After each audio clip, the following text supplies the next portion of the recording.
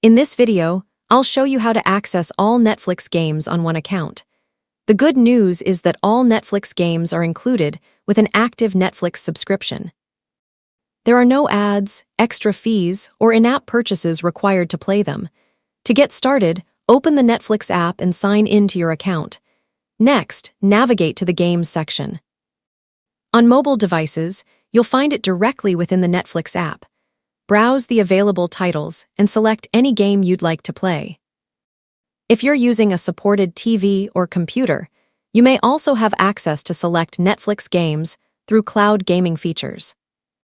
As long as your Netflix subscription is active, you'll be able to access the full library of available Netflix games from your account. And that's how to access all Netflix games on one account. If you found this guide helpful, don't forget to like and subscribe for more helpful tutorials.